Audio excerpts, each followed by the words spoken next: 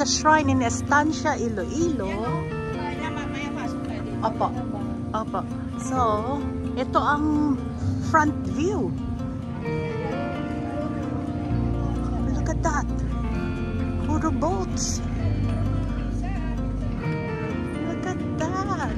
Puro boats. Tapos may, ano sila, meron silang lighthouse. There's an old lighthouse here, and they built more later. Hard to explain. Ooh la la.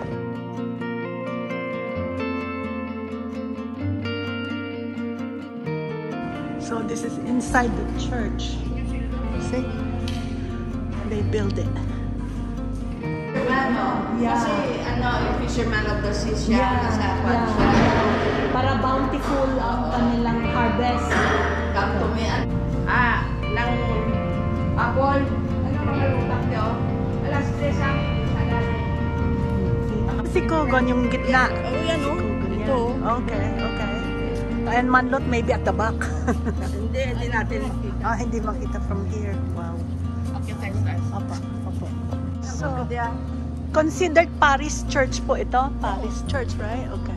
And then now we're going up. Okay, go ahead. I'll follow you. Yeah. I know. Wow, so many islands. Silang kasi parang ulan siguro. Maganda pag nag-clear. Yan ang siguro. Kaya lang ang gate sila sa kabila.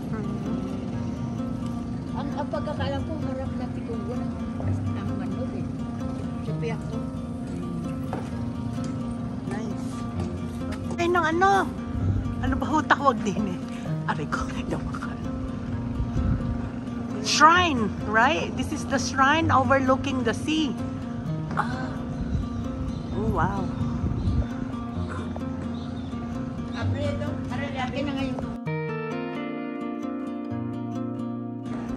So this is the shrine here in Estancia, Iloilo, overlooking the islands. See? So the shrine. Wow.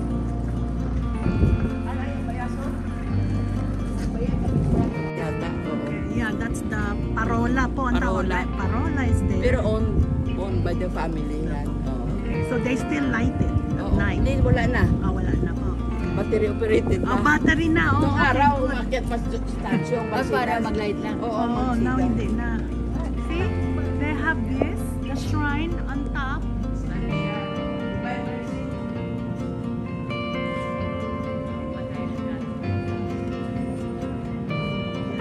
Parang mga... yeah. Hold on.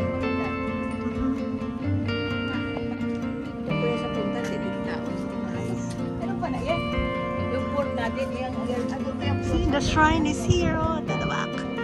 Ito pa yung view. So may low tide, high tide daw yan. So right now it's high tide.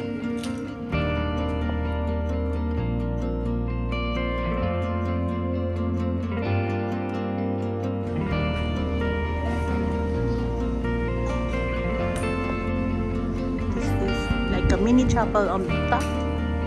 Again, this is the view. All the islands in Estancia. And again, Jesus. Praying for good health lang po. Good health. Good health.